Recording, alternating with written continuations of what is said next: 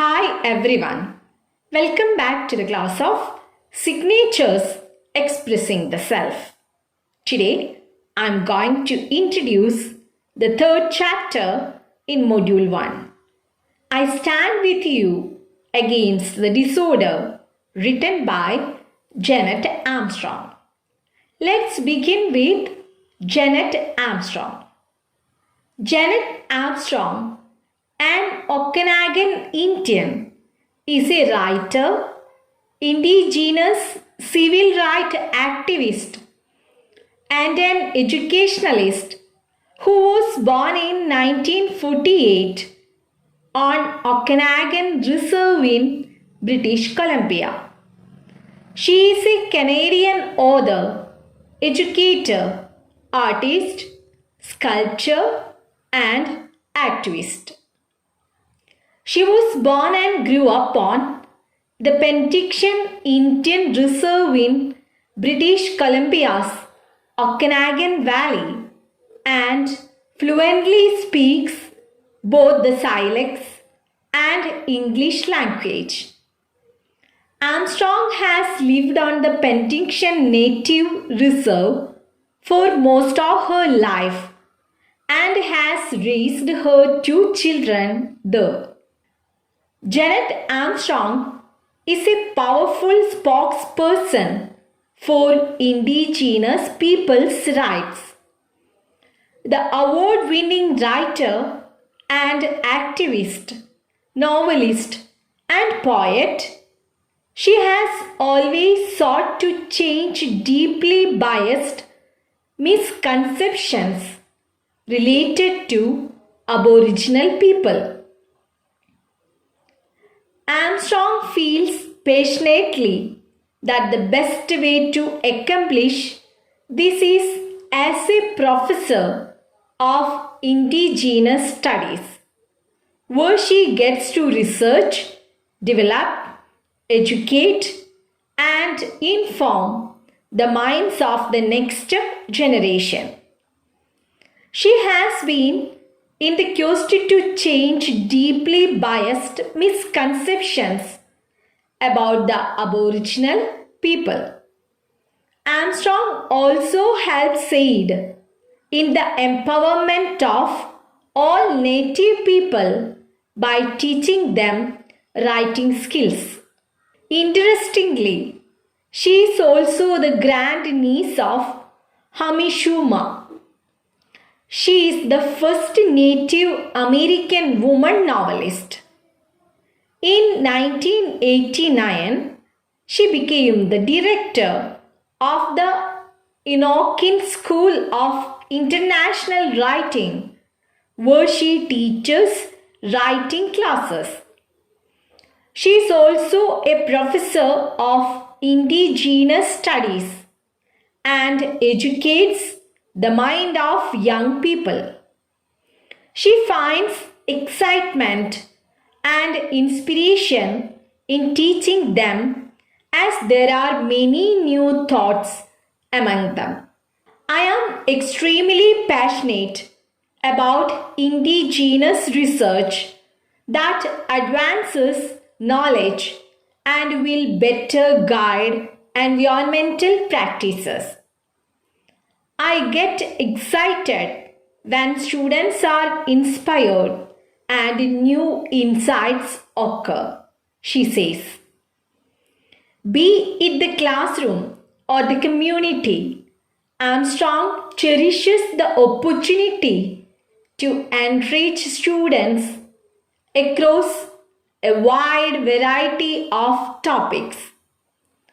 Her research into indigenous philosophies and Okanagan Syilx thought and environmental ethics that are coded into Syilx literature has been recognized locally and globally, and she serves as an active member of the Okanagan Nation Alliance and the Enokin Center.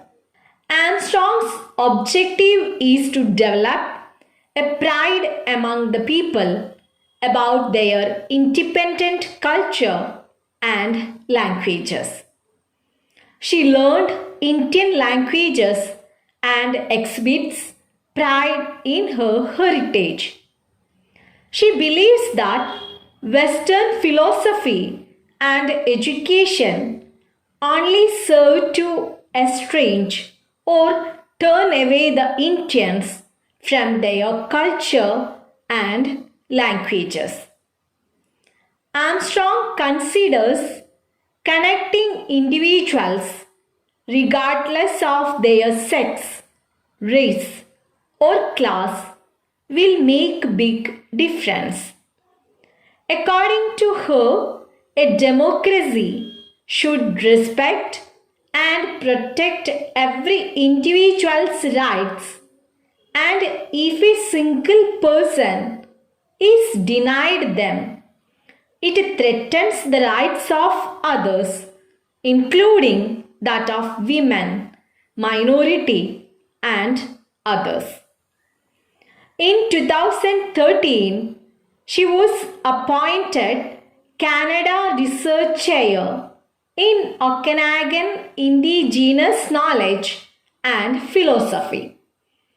With the prestigious appointment comes an annual award of $1 lakh for 5 years to research, document, categorize, and analyze Okanagan Syilx oral language literature. Oral Syilx stories contain a wealth of indigenous knowledge. Much of this knowledge, however, is largely inaccessible because no extensive work to date has been undertaken by a fluent speaker. Armstrong aims to address existing barriers to research within the indigenous community by surveying, analyzing, and categorizing Syilx, captical, oral story, and legends from a variety of published and unpublished collections.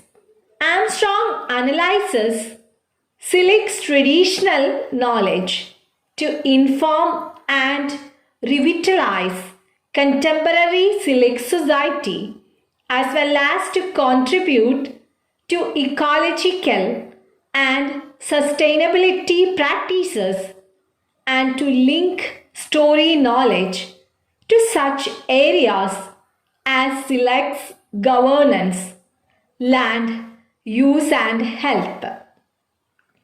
Her analysis is being conducted in the Syilxan Okanagan language and includes approvals by fluent language speakers for accuracy of translations. Western conventions have created a cultural blindness to indigenous methods of knowledge documentation in storytelling. As well, analysis of Syilx culture and language contexts has not been conducted using a combination of Syilx story and Western literary conventions. Armstrong's research makes the indigenous knowledge of the Syilx Okanagan accessible while providing planning and development support within Syilx Okanagan First Nation communities. Next, we are going through her literary works. Armstrong has written about creativity, education, ecology, and indigenousness. She began her literary career by writing a poem on John F. Kennedy. There are 2 novels to her credit. Slash, which is her first and most famous novel, commissioned by the curriculum project for use as part of a grade 11 study in contemporary history. Armstrong wanted Slash to connect with and relate to her students. Slash explores the history of the North American Indian protest movement through the critical perspective of the central character Tommy Kelasket, who is eventually renamed Slash. In the novel, Tommy encounters intolerance and racism in an assimilationist school system, but his family encourages him to be proud of his Okanagan heritage. Slash positions the reader to walk in the moccasins of an indigenous Okanagan person, encouraging an indigenous view of that period rather than the one-sided view available in popular media, says Armstrong. She also published an anthology of poems, Breath Tracks, in 1991. Her second novel, Whispering Shadows, was written in 2000. All My Relations, an anthology of contemporary Canadian native fiction, is a collection of her short stories and children's literature. Next, I wish to give an outline of the text I Stand With You Against Disorder. I Stand With You Against Disorder is an article by Janet Armstrong, appeared in Yes Magazine on November 8, 2005. It was adapted from another book, namely Paradigms Wars, Indigenous Peoples' Resistance to Economic Globalization. In this article, Armstrong deals with the consequences of economic globalization. She declares her strong loyalty to the Okanagan community and other similar indigenous tribes. She also points out to the issues such as the threat of cheap labor force, dispossession, privatization, and exploitation of resources. The westernization of undeveloped cultures is only a cunning pretext to generate new markets. The Okanagans, according to Armstrong, are people who promote bioregionally self-sufficient economies and the knowledge that the total community must be engaged in order to attain sustainability. Armstrong reminds us Okanagan people are not selfish. Definitely they want to make the development, but it should be eco-friendly. Through these lines, she declares solidarity or the unity with the protests against cultural imperialism and also expresses her loyalty towards all the indigenous tribal communities who are becoming the victims of privatization of land. She brings the idea of altering or changing the prevalent paradigms or model of development by uniting the Okanagans. You don't forget to go through the page numbers 29 and 30 in your textbook. I think it's the right time to begin the article. Janet begins the article by introducing herself to the readers.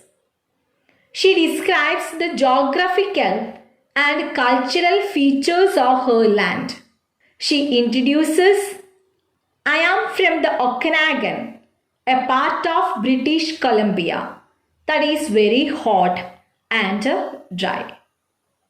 She declares that she is an Okanagan. She also mentioned the speciality of her place. It is very hot and dry. The Okanagan native tribes belong to the northern part of British Columbia, known as the Okanagan Valley. It's very beautiful. The Okanagan, also known as the Okanagan Valley, and sometimes as the Okanagan Country. It is a region in the Canadian province of British Columbia, defined by the basin of Okanagan Lake and the Canadian portion of the Okanagan River.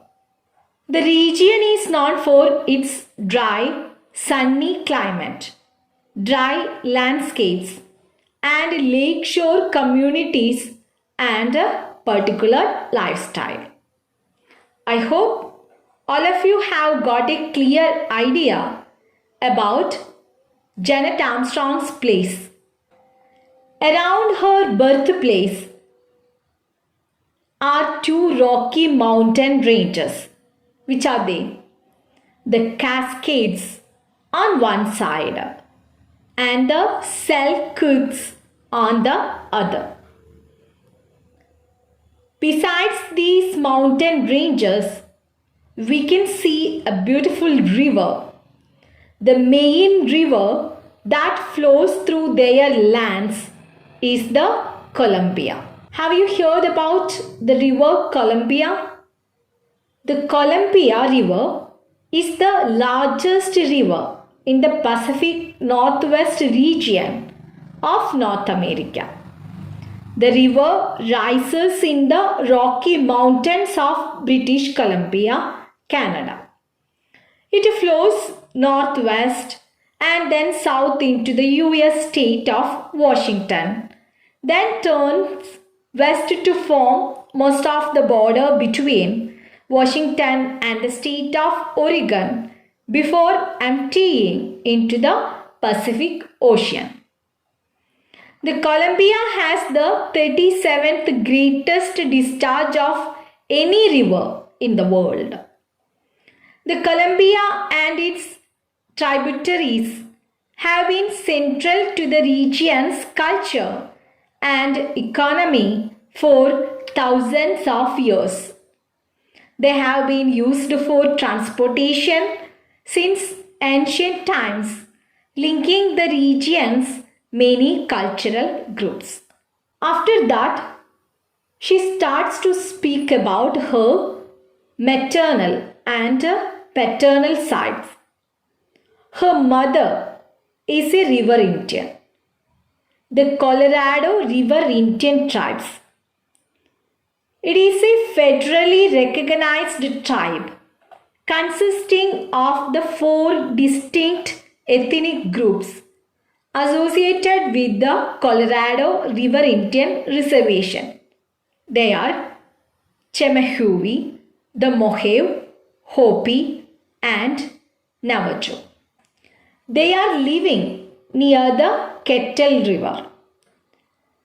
With the help of this map, you can easily identify where is the Kettle River. The Kettle River people are in charge of the fisheries in the northern parts of the Columbia River system in their territories. We can see variety of fishes in this river. Then she speaks about her father's side. Her father's people are mountain people. They occupied the northern part of British Columbia, known as the Okanagan Valley. Her father's people are hunters. So you don't forget that her mother's families are in charge of the fisheries they are living near the Kettle River. That's why they have got the in charge of the fisheries. About her father's people, they are mountain people. They are living the northern part of British Columbia. It is known as Okanagan Valley. It's so beautiful. Her father's people are hunters. Then she speaks about her name. Her name is passed on from her father's side of the family and is her great grandmother's name. She declares that she is associated with her father's side, but she has a right and a responsibility to the river through her mother's birth and her family education. She wants to protect both families. She respects all the indigenous people. Like this, she introduces herself in detail. She speaks about her native place, about her mother's family and father's family. She also mentioned how she got this beautiful name. She goes on explaining how the native people meet their livelihood and how nature, for instance, the river influences their daily lives. She points out that when she introduces herself to her people in her own language, it signifies her goals and objectives and reflects her thoughts. I think this is enough for today's class. We will be covered this article in next week. Take care, stay safe. Thank you.